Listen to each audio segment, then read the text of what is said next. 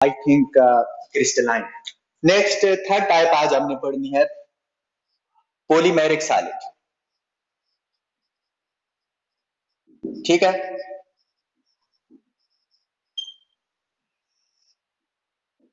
अच्छा देखें polymeric solid की जब हम बात करते हैं तो एक तो इसके नेम से शो हो रहा है कि ये पॉलीमराइजेशन के प्रोसेस के थ्रू कोई भी सॉलिड्स हम बनाते होंगे।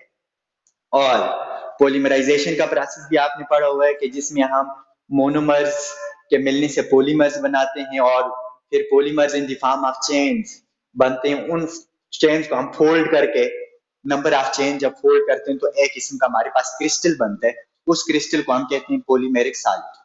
ठीक है, लेकिन इन टर्म ऑफ कैरेक्टरिस्टिक्स जब हम इसकी स्टडी करते हैं तो हमें ये पता चलता है कि जो पॉलीमेरिक सॉलिड्स हैं ये जो इसकी कैरेक्टरिस्टिक्स हैं ये एमार्फिस और क्रिस्टलाइन सॉलिड के इन बिटवीन इसकी कैरेक्टरिस्टिक्स होती हैं।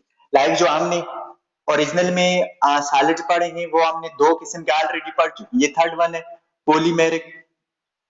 तो पॉलीमेरिक सॉलिड की जो कैरेक्टरिस्टिक होंगी वो इन बिटवीन होंगी, किस किस के दरमियान, क्रिस्टलाइन सॉलिड और एमार्फिस सॉलिड। ठीक, तो इन बिटवीन दीज टू ये अपनी कैरेक्टरिस्टिक शो कर रहा होगा पॉलीमेरिक सॉलिड। इसी वजह से इस पॉलीमेरिक सॉलिड को हम कहते हैं सेमी क्रिस्टलाइन सॉलिड। इसको कहते हैं, इसको क्या कहते हैं, सेमी क्रिस्टलाइन सॉलिड। ठीक है, ये इसका दूसरा नाम है सेमी क्रिस्टलाइन सॉलिड। क्लियर है। अब सेमी क्रिस्टलाइन सॉलिड या पॉलीमेरिक सॉलिड क्या हुआ कि ऐसे तमाम सॉलिड्स जिनकी कैरेक्टरिस्टिक्स एमार्फिस और क्रिस्टलाइन सॉलिड के इन बिटवीन होती है, ना तो वो 100% एमार्फिस सॉलिड होती है ना तो वो 100% क्रिस्टलाइन सॉलिड होती है। ऐसे तमाम सॉलिड्स को हम क्या कहते हैं, पॉलीमेरिक सॉलिड या फिर सेमी क्रिस्टलाइन सॉलिड। तो ये आप यहां लिख सकते हैं कि पॉलीमेरिक सॉलिड्स क्या होते हैं, ऐसे तमाम सॉलिड्स जिनकी कैरेक्टरिस्टिक्स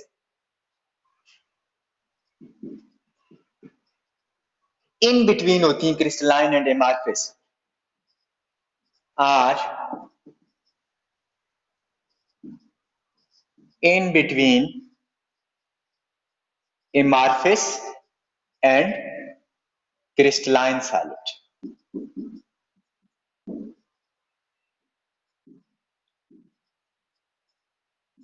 are known as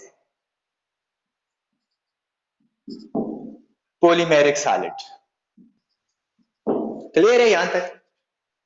अब अगली बात ये आती है कि इन पॉलीमेरिक सॉलिड्स को या फिर ये जो पॉलीमेरिक सॉलिड का क्रिस्टल होता है इसको हम कैसे बना सकते हैं, ये बनता कैसे होगा।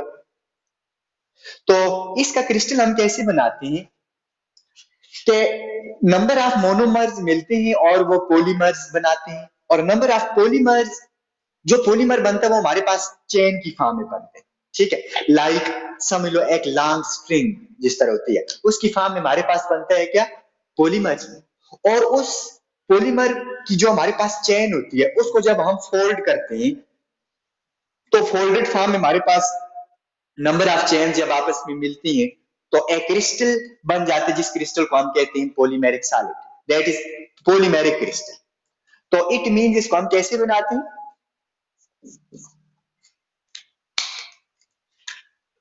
polymers are polymeric solids are formed by folding numbers of chains made by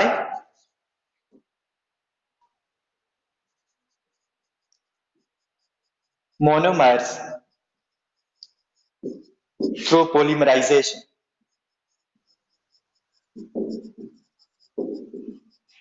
through polymerisation process, कि जब हम पोलीमराइजेशन प्रोसेस के थ्रू नंबर ऑफ मोनोमर्स को मिलाकर पॉलीमर्स बनाते हैं। उन पॉलीमर्स को जब हम फोल्ड करते हैं, लाइक वो polymers in the form of long chain बनते हैं, तो फोल्डेड फॉर्म जब उनकी हमारे पास बन जाती है, तो वो folded form number of chains की एक खास किस्म का क्रिस्टल बनाती है, जिस क्रिस्टल को हम कहते हैं polymeric solid. That is like समझ लो कि ये हमारे पास कोई एक चेन आ गई, ठीक है, इसी तरह ये कोई दूसरी चेन है, ठीक है, इसी तरह ये कोई तीसरी चेन हमारे पास आ रही है, नंबर ऑफ चेन से। इस तरह का डिजाइन हमारे पास बन रहा है जी। यस, हाँ बेटा क्या?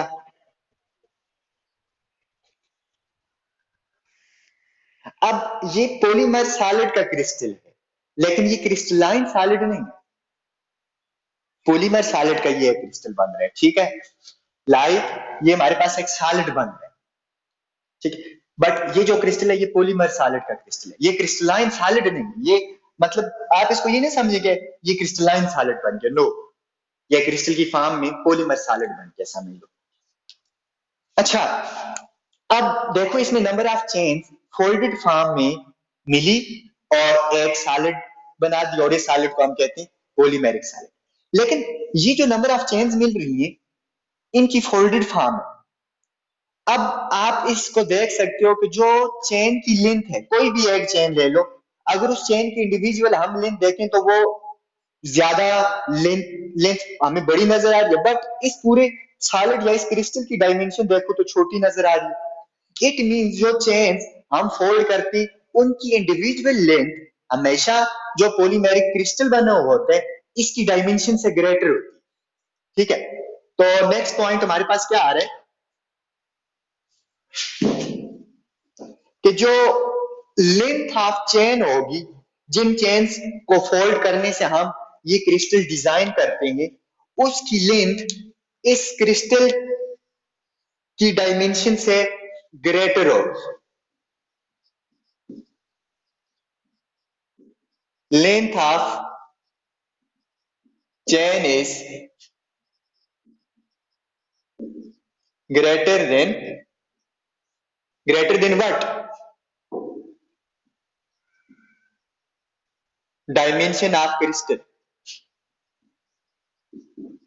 कि ये आपके पास क्रिस्टल बन रहे, अब इस क्रिस्टल को देखो, इसकी डायमेंशन ये बन रही है, यहां से यहां, ये, फिर ये, फिर, बट अगर किसी एक चेन को हम ओपन करें तो उसकी length as compare to the dimension of that crystal ज्यादा।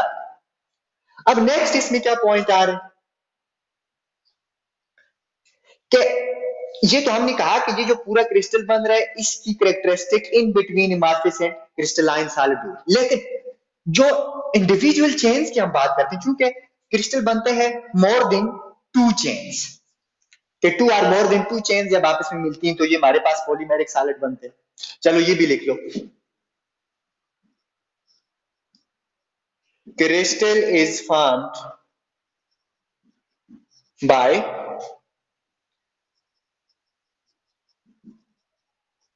combination of two or more than two chains। तो दो या दो से ज्यादा चेन मिलेंगी तो हमारे पास ये क्रिस्टल बनेगा। अब इस क्रिस्टल की जो कैरेक्टरिस्टिक है वो तो हमें पता है, अमॉर्फिक और पॉलीमेरिक के दरमियान कैसे, वो मैं बताता हूं। पहले हम एक चेन की कैरेक्टरिस्टिक्स देख लेते हैं कि अगर हम एक इंडिविजुअल चेन की बात करें तो कुछ यूं इस तरह देखें आपको नजर आएगी, ठीक है, लाइक अगर एक इंडिविजुअल चेन को हम देखें तो इसका ये वाला रीजन हमें कैसा नजर आ रहा है, वेल अरेंज्ड, एक खास आर्डर है इसमें, और इन दो रीजन में कोई आर्डर नहीं, ठीक, लेकिन इस रीजन में एक खास आर्डर।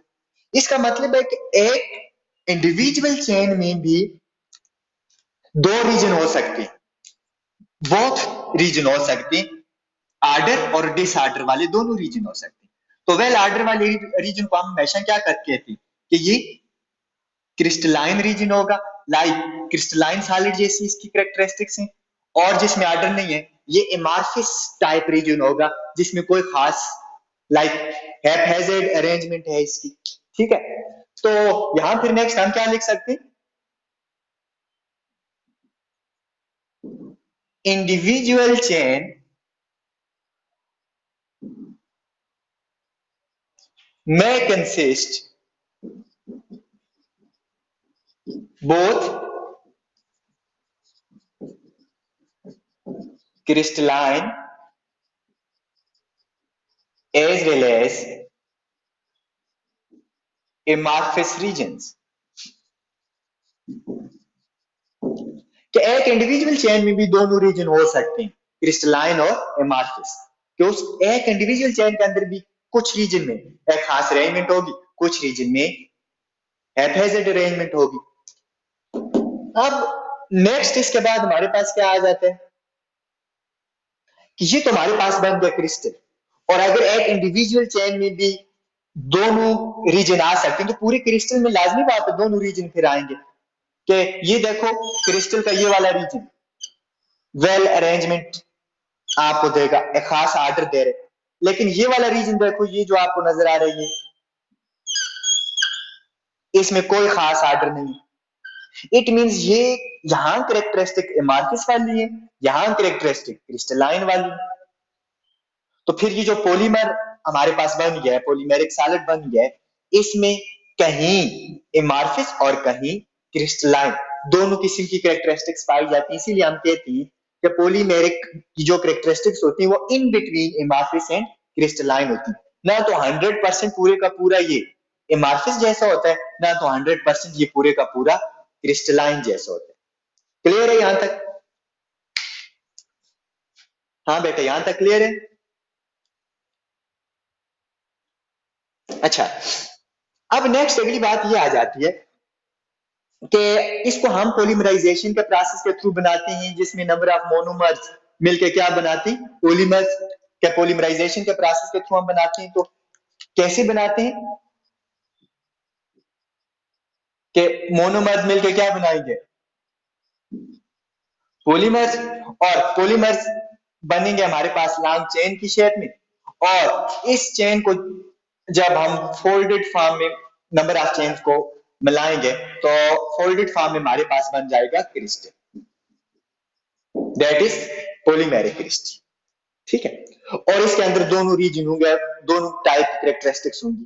लेकिन इसके अलावा आपसे ये चीज पूछी जा सकती है कि इसके वेट के बारे में पूछा जा सकता है या इसकी स्ट्रेंथ वगैरह के बारे में पूछा जा सकता है।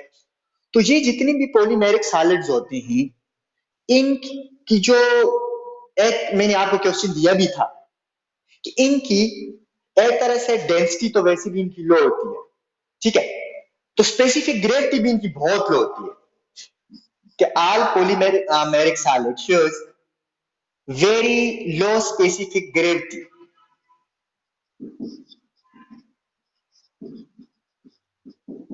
इनकी स्पेसिफिक ग्रेविटी क्या होती है, बहुत लो। अब इनकी स्पेसिफिक ग्रेविटी लो क्यों होती है? हाँ देखो, जो हमारे पास इनकी, हाँ इनकी मैस डेंसिटी जो होती है वो बहुत कम होती है, जिसकी वजह से इनकी स्पेसिफिक ग्रेविटी बहुत कम होती है।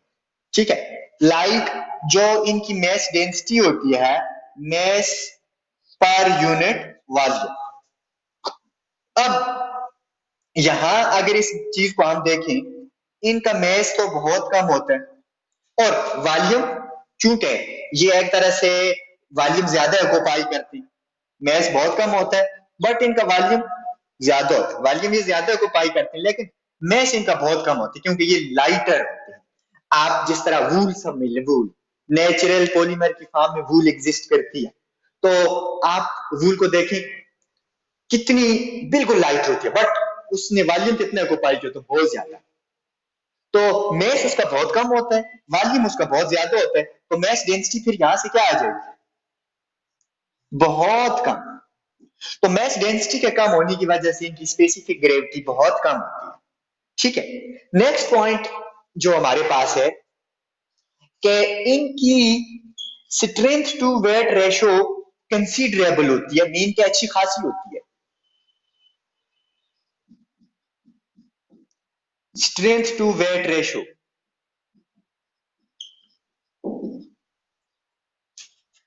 स्ट्रेंथ टू वेट रेशो इनकी काफी कंसीडरेबल होती है, मीन के ज्यादा होती है। ऐसा क्यों है? हाँ हाँ, बिल्कुल ऐसा ही है। देखो कि ये लॉन्ग चेन की फॉर्म में एग्जिस्ट करते हैं और इनके दरमियान इट मींस अगर मोनोमर मिलकर एक लॉन्ग चेन की फॉर्म में पॉलीमर बनाते हैं तो इनके अंदर कोई ऐसी इंटरेक्शंस है ना जिसकी वजह से ये एक दूसरे के साथ इंटरेक्ट रहते हैं और क्रिस्टल की फॉर्म में ये एक तरह से एग्जिस्ट करते हैं। तो अगर इतनी लॉन्ग रीजन तक इनकी जो इंटरेक्शन है वो मौजूद रहती है, बट वेट इनका उस पूरे वॉल्यूम में बहुत स्मॉल होता है, लेकिन इंटरेक्शन मौजूद होती है, तो फिर स्ट्रेंथ टू वेट रेशियो इनकी काफी ज्यादा होती है वेट के कम होने की वजह से, क्योंकि इनका वेट बहुत कम होता है बट स्ट्रेंथ इनकी कंसिडरेबल होती है कि इतने वॉल्यूम तक ये एग्जिस्ट कर रहे हैं पॉलीमर की फॉर्म में, स्ट्रेंथ इनकी ज्यादा होती है वेट कम होता है, जिसकी वजह से स्ट्रेंथ टू वेट रेशियो इनका कंसिडरेबल ज्यादा होता है, बट स्पेसिफिक ग्रेविटी इनकी बहुत कम होती है। या अगर आप इसको मेटल से कंसीडर करें, वाटर से भी कम होती है आई थिंक। मेटल मतलब लाइटेस्ट जो मेटल्स होती है उनसे भी इसकी कम होती है specific gravity. Yes,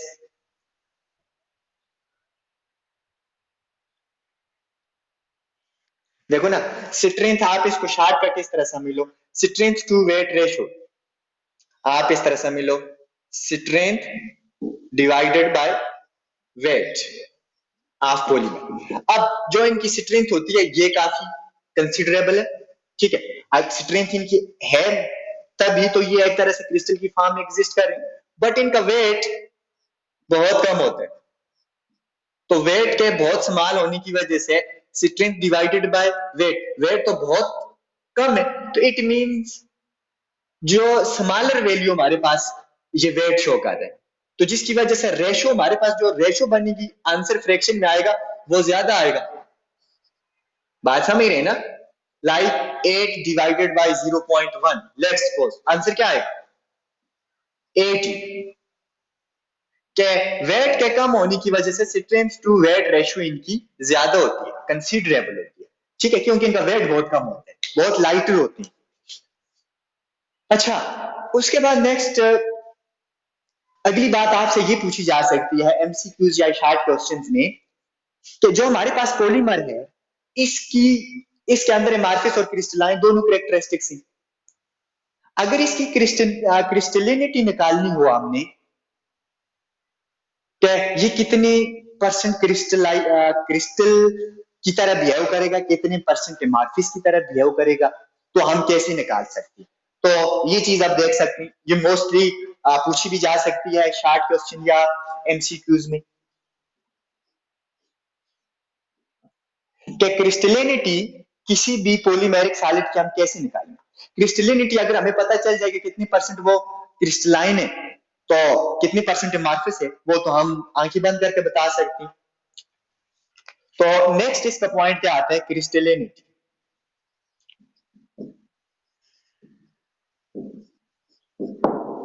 क्रिस्टलिनिटी of polymeric solid कि ये कितने परसेंट क्रिस्टल है, तो क्रिस्टलिनिटी ये कैरेक्टरिस्टिक हमें क्या शो करेगी क्रिस्टलिनिटी कि कोई भी पॉलीमेरिक सॉलिड कितने परसेंट क्रिस्टलाइन जैसा बिहेव कर रहे हैं, मतलब कितने परसेंट ये क्रिस्टल जैसा बिहेव क्रिस्टलाइन सॉलिड जैसा बिहेव कर रहे हैं, तो उसके अलावा आगे जितना बचते हैं तो वो इतनी परसेंट एमार्फिस जैसा बिहेव करेगा। तो crystallinity of any polymeric solid can be calculated by two methods. हम इसकी क्रिस्टलिनिटी कितने मेथड से कैलकुलेट कर सकते हैं? दो मेथड से। कौन कौन से दो मेथड से? या तो मैं से कर सकते हैं या फिर वॉल्यूम की बेस पे कर सकते हैं, ठीक है। अब अगर मैं से हमने इसकी क्रिस्टलिनिटी निकालनी हो, ठीक है, लेट्स सपोज क्रिस्टलिनिटी हम निकाल देते हैं, ये सिंबल मैंने क्रिस्टलिनिटी के लिए लिखा है, तो ये किसके इक्वल होगी इन टर्म ऑफ मेस? क्या फार्मूला बन सकता है वैसे आपके माइंड में क्या है? mass of crystalline region to the total mass of polymer.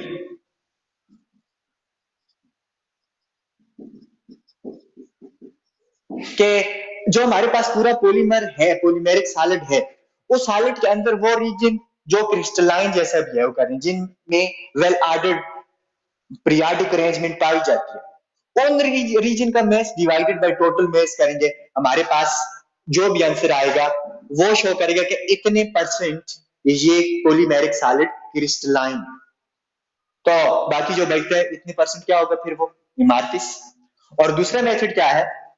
Are, ये किसके इक्वल हो जाएगा? वॉल्यूम से अगर निकालें, वॉल्यूम ऑफ क्रिस्टलाइन रीजन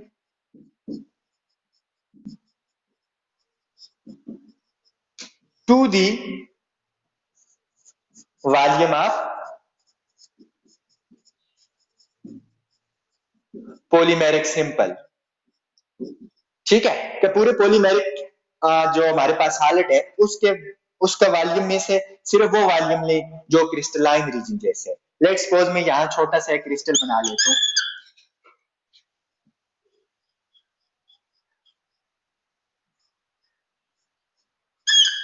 ठीक है, कुछ इस तरह का मेरे पास ये क्रिस्टल है। ठीक है, अब ये पॉलीमेरिक सैंपल है मेरे पास, इसमें देखो ये वाला रीजन आपको जो नजर आ रहा है ये वेल अरेंज रीजन है ये।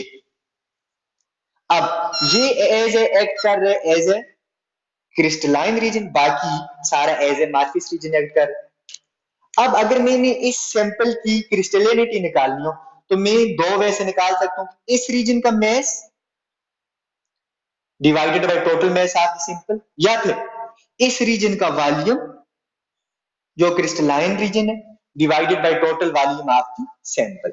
दोनों मेथड से मैं इसकी क्या निकालूंगा? क्रिस्टलिनिटी, कि कितने परसेंट ये क्रिस्टल जैसा बिहेव करेगा।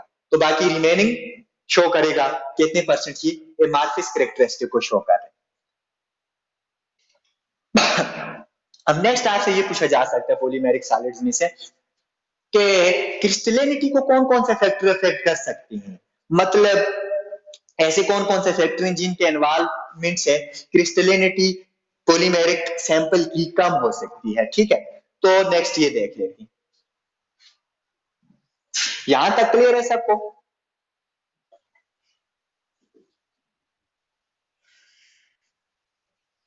अच्छा,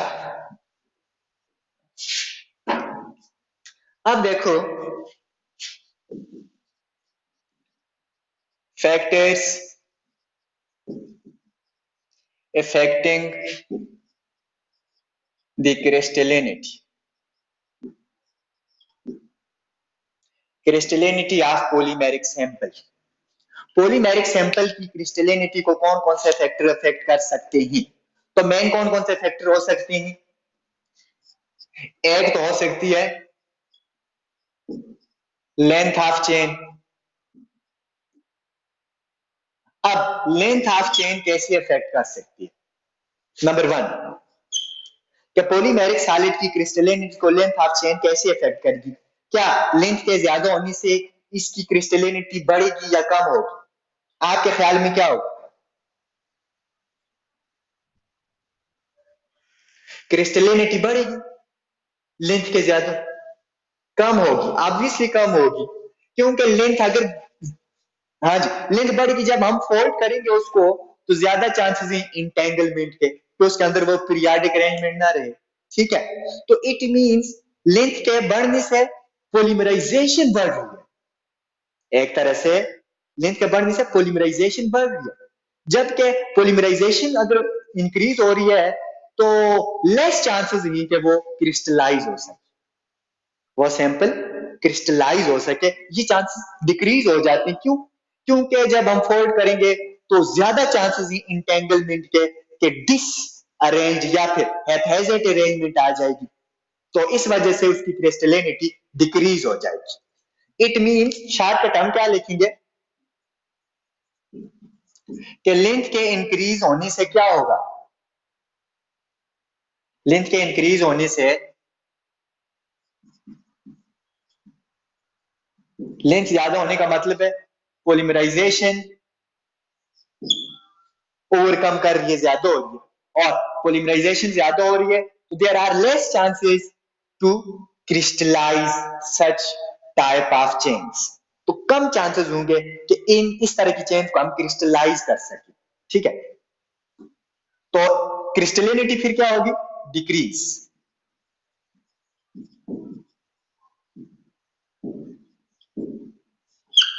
ठीक है, इट मींस लेंथ के बढ़ने से क्रिस्टलिनिटी तो डिक्रीज होगी, जबकि पॉलीमराइजेशन इंक्रीज होगी। ठीक है, क्यों?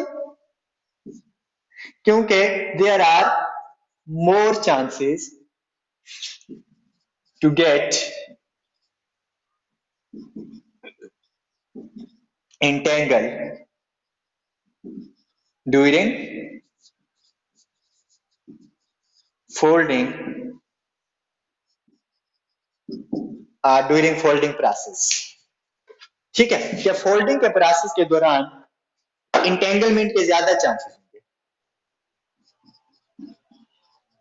अगर फोल्डिंग प्रोसेस के दौरान जब हम उसको फोल्ड करेंगे तो वो क्रिस्टल या सैंपल बनेगा पॉलीमेरिक, तो इंटेंगलमेंट के चांसेस ज्यादा होंगे, जिसकी वजह से क्रिस्टलिनिटी उसकी डिक्रीज हो जाएगी, लेस चांस होंगे कि उसको हम क्रिस्टलाइज कर सकें। ठीक है, और दूसरा हमारे पास कौन सा फैक्टर आ सकते हैं जो अफेक्ट करे क्रिस्टलिनिटी को? ब्रांचेस।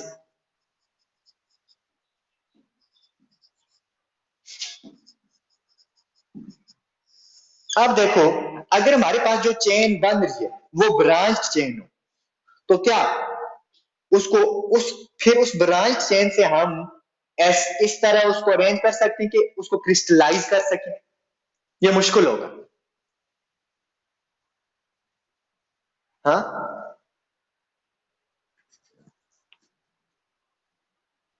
अगर ब्रांचेस बन रही है, देखो एक हमारे पास बैक बोन होती है, समझ लो कि जो मेन स्ट्रीम है या मेन जो चेन है जिसको हमने फोल्ड करना है, वो उसकी समझ लो बैक बोन है, किसकी? पॉलीमेरिक सैंपल की। बट उसके साथ अगर ब्रांचेस भी लगी, सपोज करो ये मेरे पास है जी चेन, लॉन्ग चेन, जिसको मैंने फोल्ड करके सैंपल बनाना है। अब इसके साथ यहाँ ब्रांचेस भी इस तरह अटैच हूं, क्योंकि हाइड्रोकार्बन में ब्रांचेस होती है। तो अगर ब्रांचेस भी हो तो क्या इन ब्रांचेस के होते हुए मैं इसको एक वेल आर्डर्ड में फोल्ड कर सकता हूँ? बहुत कम चांसेस है कि मैं इसको वेल अरेंजमेंट में फोल्ड करूं। तो अगर कम चांसेस हैं तो इट मींस ब्रांच चेन के होने की वजह से हमारे पास ज्यादा चांसेस हैं कि एक हैप्पैजार्ड अरेंजमेंट हो, कोई वेल ऑर्डर्ड अरेंजमेंट न हो सके। तो इट मींस फिर लेस चांसेस हैं कि इसको हम क्रिस्टलाइज कर सकें, तो इट मींस क्रिस्टलिनिटी डिक्रीज होगी। ठीक है, अगर चेन हमारे पास ब्रांच चेन है, then there are less chances to arrange it periodically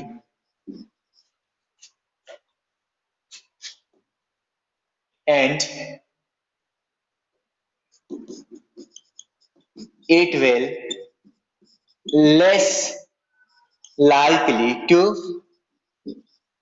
crystallize। तो फिर इस चीज का कम चांसेस होंगे कि इसको हम क्रिस्टलाइज कर सकें। It means crystallinity will decrease. क्या अगर हमारे पास ब्रांच चेन की फॉर्म में आ रहा है तो क्रिस्टलिनिटी के डिक्रीज होने के चांसेस ज्यादा है। अच्छा, इसके बाद नेक्स्ट कौन सा फैक्टर ऐसा हो सकता है जो इसको इफेक्ट करे क्रिस्टलिनिटी को? हाँ बेटा,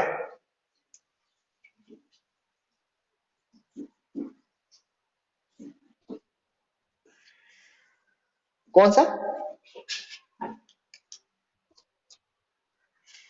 नहीं नहीं, मैस नहीं, अरेंजमेंट पे ही डिपेंड करती है ना क्रिस्टलिनिटी, कि अरेंजमेंट कौन सी है। तो नेक्स्ट कोपोलीमर हो सकते हैं, कोपोलीमर्स। देखो कि कोपोलीमर का मतलब है कि अगर हमारे पास डिफरेंट टाइप के मोनोमर्स मिल रही हैं, तो फिर हमारे पास कौन कौन सी पॉसिबिलिटीज हैं क्रिस्टलाइज करने की। तो अब सपोज करो कि पहला हमारे पास रैंडम, पहली अरेंजमेंट हमारे पास मोनोमर्स की आ रही है रैंडम, कि डिफरेंट जो मोनोमर है वो रैंडम अरेंजमेंट में मिलकर पॉलीमर बना रहे हैं। लाइक एक टाइप के ये दो मोनोमर मिले, तो ये फिर दूसरी टाइप का कोई मोनोमर बीच में आ गया, दो के बाद दूसरी टाइप का आया, फिर ये कोई तीन उसी टाइप के मिले, तो तीन के बाद फिर ये कोई दो दूसरी टाइप के आ गए, फिर आगे कोई एक दूसरी टाइप का। इट मींस ये रैंडम अरेंजमेंट। तो अब देखो, अगर अरेंजमेंट मोनोमर्स की रैंडम हो, रैंडम अरेंजमेंट से हमारे पास ये चेन बनी, तो इट मींस इनहेरेंट चेन खुद ही एक रैंडम अरेंजमेंट से बनी है। तो क्या चांसेस हैं उसको हम क्रिस्टलाइज कर सके? नो। तो रैंडम अगर अरेंजमेंट होगी तो क्रिस्टलिनिटी क्या होगी फिर?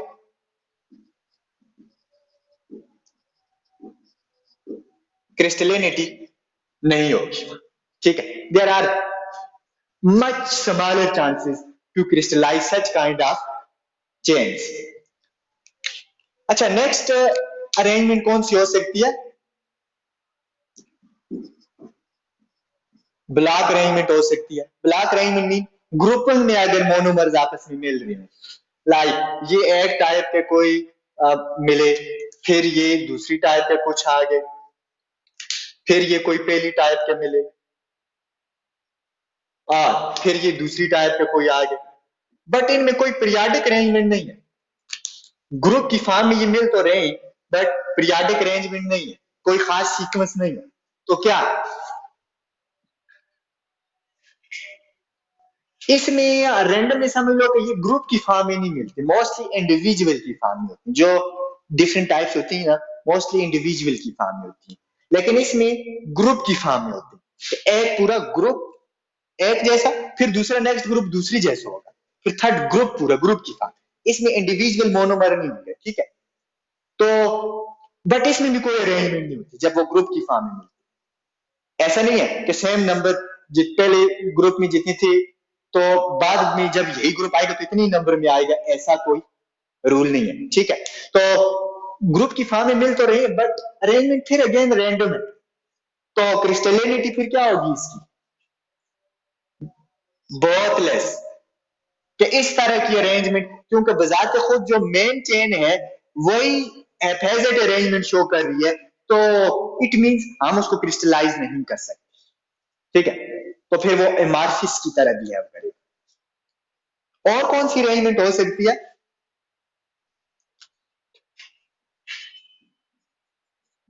ग्राफ्टिंग अरेंजमेंट हो सकती है। लाइक आप इस तरह से मिलें कि ये आपके पास कोई मेन चेन है और इसके ऊपर ये ब्रांचेस लगी हुई हैं कुछ इस तरह की, बट ये ब्रांचेस भी कोई पीरियाडिक अरेंजमेंट में नहीं लगी। ग्राफ्टिंग मीन समझ लो सिंपल एज ब्रांच चेन, के मोनोमर्स ब्रांच की फॉर्म में अटैच हुए हुए हैं। तो क्या इस तरह की अरेंजमेंट, मोनोमर्स देखो ग्राफ्टिंग हुई हुई है, बट कोई इस ग्राफ्टिंग में भी समझ लो कि कोई खास सीक्वेंस नहीं है। अगर सीक्वेंस नहीं है तो इसको हम पीरियाडिक अरेंजमेंट में या एक खास अरेंजमेंट में फोल्ड करके क्रिस्टलाइज कर सकती, तो बहुत कम चांसेस है, क्योंकि कोई खास अरेंजमेंट से ग्राफ्टिंग हुई हुई नहीं है। तो it means there are much less chances to crystallize these crystal. तो इस क्रिस्टल को हम क्रिस्टलाइज नहीं कर सकते due to such kind of arrangement in which there is no periodicity. इसमें भी कोई पीरियाडिसिटी नहीं है, तो इट मींस इसको हम एक पीरियाडिक या वेल अरेंज्ड वे से फोल्ड नहीं कर सकते, तो क्रिस्टलिनिटी इसमें भी नहीं है। अब नेक्स्ट वन, अल्टरनेटिंग कोपॉलीमर हो सकते हैं। Alternating arrangement of copolymer. Suppose के ये आपके पास मेन बैक बोन है, समझ लो चेन है, और इसके साथ जो साइड अल्टरनेटिंग अरेंजमेंट में दूसरी चेन लगी, क्या पहले ऊपर आ रही है तो फिर डाउन, फिर अप, फिर डाउन, फिर अप, इस अरेंजमेंट में। तो ये एक तरह से अल्टरनेटिंग अरेंजमेंट है। अब बताओ क्या इसमें क्रिस्टलिनिटी इंक्रीज होगी या नहीं? इंक्रीज होगी ऑब्वियसली, क्योंकि इसमें एक्स स्पेसिफिक आर्डर आ रहा है। इट मींस अगर हमारे पास पॉलीमर्स को पॉलीमर्स इस तरह अरेंज हूं तो वो अल्टरनेटिंग अरेंजमेंट में आ रही हूं और उनके अंदर पीरियोडिसिटी हो, तो उस चेन को फोल्ड करना इजी है, पीरियोडिसिटी उसके अंदर ऑलरेडी मौजूद है, तो फिर उसको हम एक आर्डर्ड में फोल्ड कर सकते हैं। तो इट मींस इस तरह की चेन से जो हमारे पास क्रिस्टल बनेगा, दैट इज क्रिस्टलाइज, उसको हम कर सकते हैं, उस क्रिस्टल को और उसकी क्रिस्टलिनिटी कंसीडरेबल होगी और ज्यादा होगी एज कंपेयर टू एमाफिस रीजन, क्योंकि उसको हम पीरियाडिक वे से अरेंज कर सकते हैं। अच्छा, अब इसके अलावा और कौन से फैक्टर इसको अफेक्ट कर सकते हैं? लिंक, ब्रांच और पॉलीमर की अरेंजमेंट तो होगी, बाकी कौन सा फैक्टर अफेक्ट कर सकते हैं?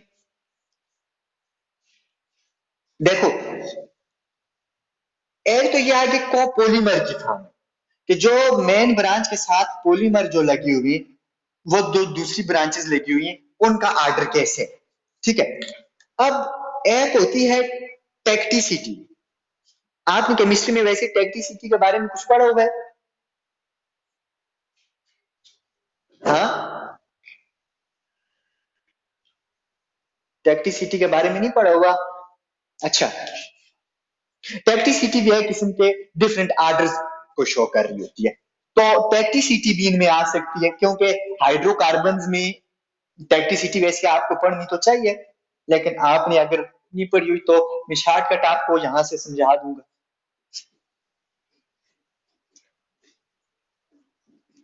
ये लास्ट इसकी जो लास्ट फैक्टर है जो इसको अफेक्ट करेगा, दैट इज टेक्टिसिटी।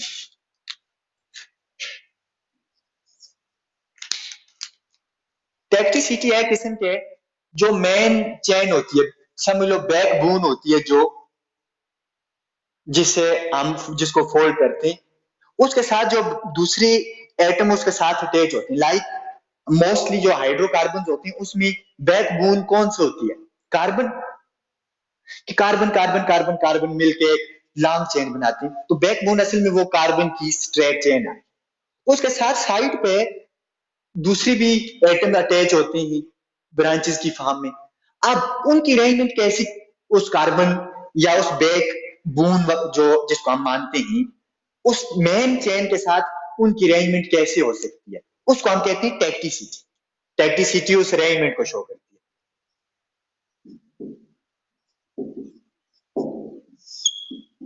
ठीक है, लेट्स सपोज हमारे पास ये एक कार्बन वाली मेन जो आ रही है चेन, ये आ गई मेन चेन। अब इसके साथ जो दूसरी ब्रांचेस लगी होंगी, सबसे पहले वो डिसऑर्डर फॉर्म में हो सकती है, उनको कोई खास आर्डर नहीं होगा।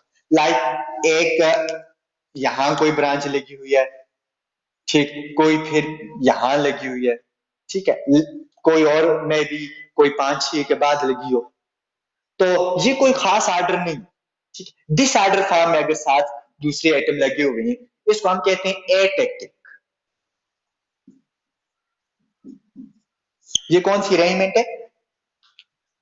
एटेक्टिक अरेंजमेंट है। अब एटेक्टिक अरेंजमेंट में हमारे पास जो दूसरी कार्बन या बैकबोन जो मेन चेन होती है, उसके साथ डिसऑर्डर फॉर्म में दूसरे एटम अटैच भी होते हैं। तो इस तरह एटेक्टिक जो चेन हमारे पास बनती है, उसको हम पीरियाडिक वे से फोल्ड नहीं कर सकते। तो एटेक्टिक चेन की वजह से जो हमारे पास सैंपल बनेगा, उसकी पीरियाडिसिटी कम होगी, बहुत लो होगी, चांसेस ही नहीं है उसको पीरियाडिक वे से अरेंज करने के, जिसकी वजह से क्रिस्टलिनिटी क्या होगी?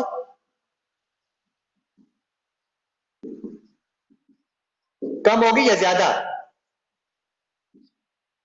बहुत लेस। इस तरह के एटेक्टिक अगर चेन नहीं हमारे पास तो क्रिस्टलिनिटी के न होने के चांसेस हैं इसमें। अच्छा, नेक्स्ट अरेंजमेंट आपके पास कैसी हो सकती है? या तो अरेंजमेंट एक खास सीक्वेंस से हो सकती है, या अल्टरनेटिंग वे से हो सकती है, दूसरे आइटम लग सकती। तो आपने वैसे कुछ ऐसी भी पढ़ी हुई हैं जिनमें खास अरेंजमेंट होती है, कोई ऐसा आपके पास सैंपल आपके माइंड में है, कोई ऐसी चेन जिसमें खास अरेंजमेंट हो? हाँ। अच्छा, चलें, लेट्स चेक, क्योंकि केमिस्ट्री मुझे इतनी नहीं आती, और वो आप खुद देख लेना। अब दूसरा हमारे पास चेन होता है लाइक अल्टरनेटिंग वे से आ रही हूं, ये साइड ग्रुप कैसे लगी हूं? अल्टरनेटिंग वे से। सिंडियोटैक्टिक,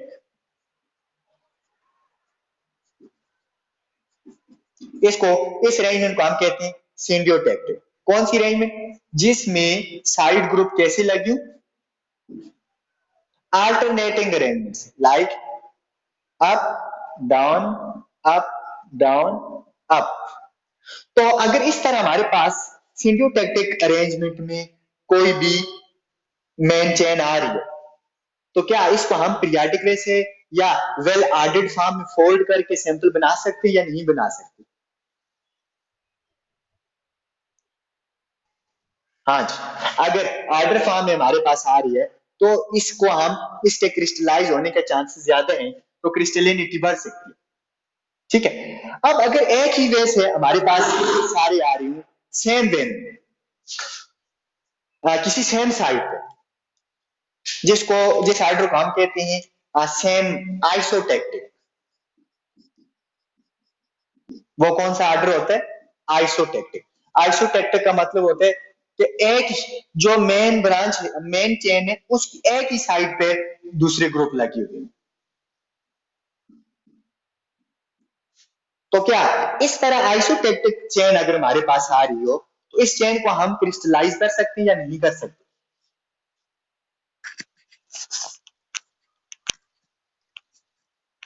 हाँ,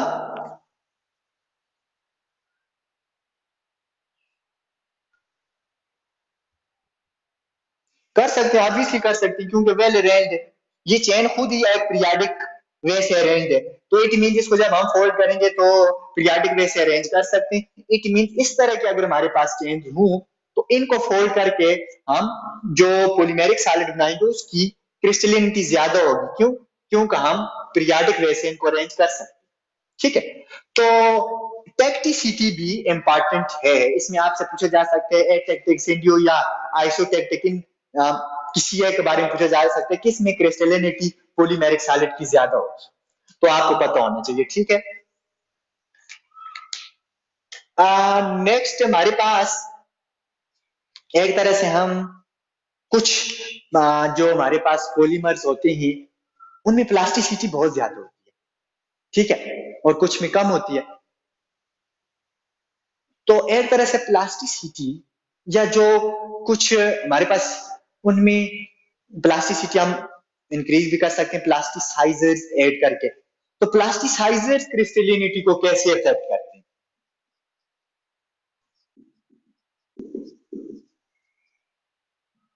हाँ, प्लास्टिसाइजर्स।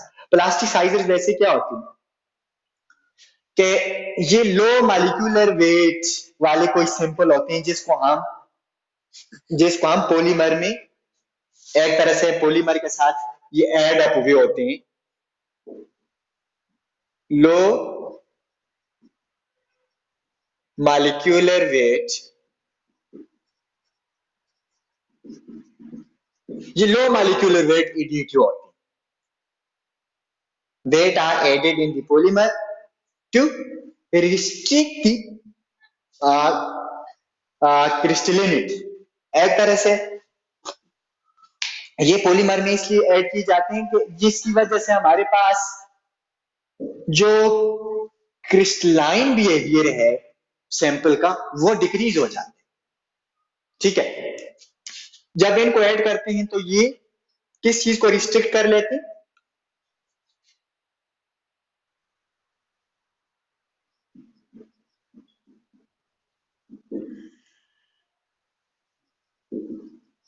क्रिस्टलिनिटी डिक्रीज हो जाएगी इनकी वजह से। क्यों? क्योंकि ये लो मॉलिक्यूलर वेट एडीटीव होती है और ये जो चेन होती है जिनको हमने फोल्ड किए होते हैं ये उनके बीच में आ जाते हैं और चेन को आपस में एक वेल ऑर्डर्ड वे से अरेंज नहीं होने देती। ठीक है, जिसकी वजह से यस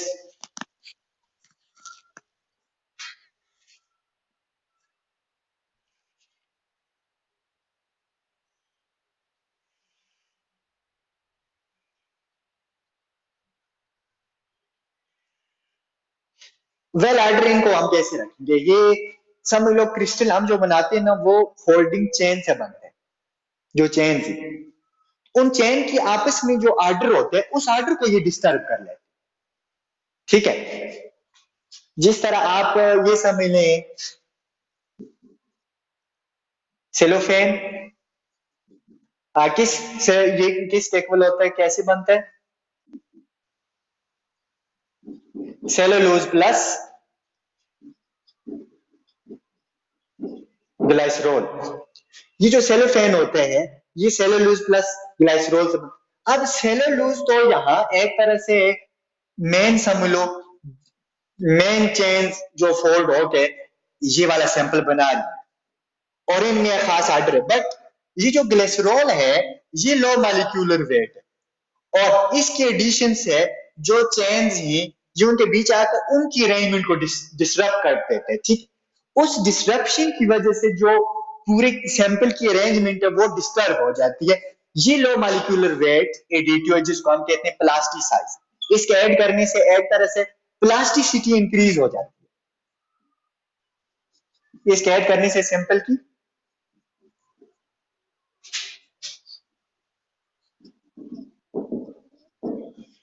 प्लास्टिसिटी इंक्रीज हो जाए। ये भी एक समझ लो सैंपल है।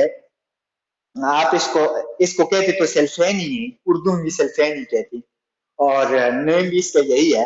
लेकिन इसको आप केमिस्ट्री में अच्छी तरह आप को सर समझा सकते हैं या फिर आप खुद सर्च कर लें।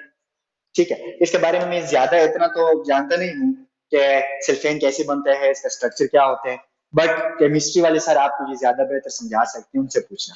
ठीक है, अच्छा। अब ये जो ग्लिसरॉल इसमें हम ऐड करते हैं इसकी वजह से जो सल्फेन है इसकी प्लास्टिसिटी इंक्रीज हो जाती है। लेकिन जो हमारे पास क्रिस्टलाइन सॉलिड होता है उनमें क्या प्लास्टिसिटी उनकी ज्यादा होती है या ब्रिटलनेस ज्यादा होती है? हाँ, ब्रिटलनेस उनकी ज्यादा होती है। जो हमारे पास क्रिस्टलाइन सॉलिड होते हैं उनकी ब्रिटलनेस ज्यादा होती है, जबकि प्लास्टिसाइजर की वजह से प्लास्टिसिटी ज्यादा हो जाती है सैंपल की। इट मींस के प्लास्टिसाइजर के ऐड करने से क्रिस्टलाइन बिहेवियर डिक्रीज होता है और मार्फिस बिहेवियर ज्यादा होता है, जिसकी वजह से हम कहते हैं कि प्लास्टिसाइजर के एडिशन की वजह से हमारे पास जो पॉलीमेरिक सैंपल है उसकी क्रिस्टलिनिटी डिक्रीज हो जाती है। ठीक है, अच्छा। अब नेक्स्ट आपसे यस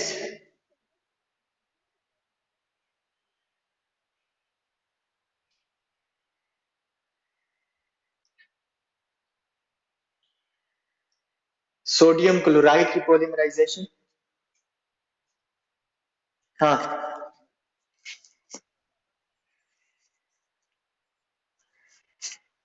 और प्लास्टिसाइजर ये पॉलीमेरिक सॉलिड में ऐड करते हैं, क्रिस्टलाइन में ऐड नहीं करते।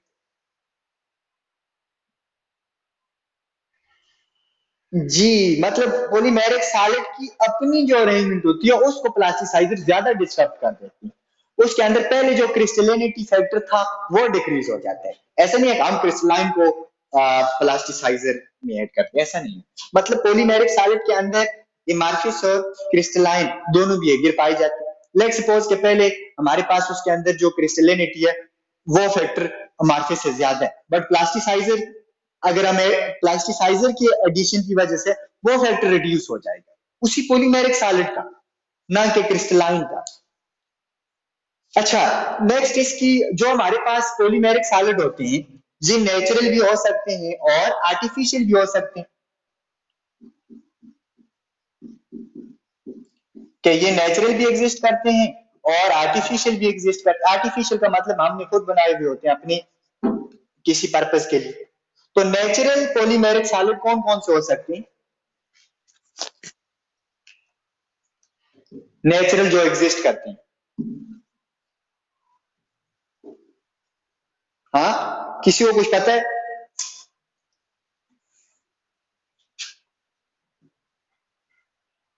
आपका डीएनए लाइक,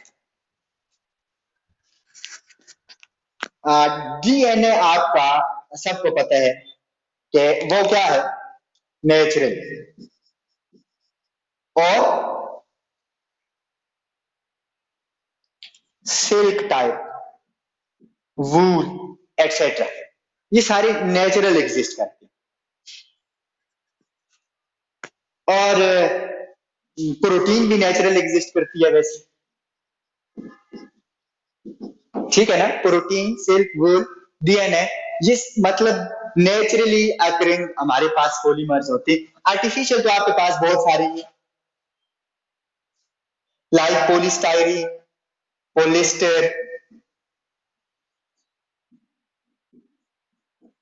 नायलॉन, और इस तरह के बहुत सारे भरे हुए हैं जो आपने केमिस्ट्री में आई थिंक पढ़े भी होंगे।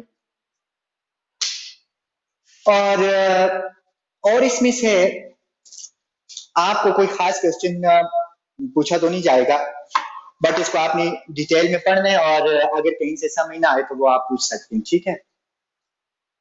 और ये हमारा इंट्रो सॉलिड्स के अबाउट कंप्लीट हो गया कि सॉलिड्स क्या होती हैं। सॉलिड्स की तीन टाइप, क्रिस्टलाइन, एमार्फिस और पॉलीमेरिक सॉलिड। तो इन तीनों में डिफरेंस क्या है, क्या क्या कैरेक्टरिस्टिक्स हैं, इनकी एग्जांपल्स, और फिर इनके आगे टाइप्स है क्रिस्टलाइन सॉलिड की डिफरेंट टाइप्स, जो चार टाइप्स आपने पढ़ी हैं, ठीक है, उनकी एग्जांपल्स, और ये डिटेल में सारी आपको पता होनी चाहिए। तो अगर आपने पूरा लेक्चर मतलब अच्छी तरह तैयार किया हो तो आई डोंट नो के उससे बाहर आपसे कुछ पूछा जाए, ठीक है? मोस्टली एमसीक्यूज, ये शार्ट क्वेश्चन इसी ही में से होंगे, तो आपने अच्छी तरह इनको गो थ्रू करने। तो अब नेक्स्ट इंशाल्लाह कल फिर पढ़ेंगे। फी अमान।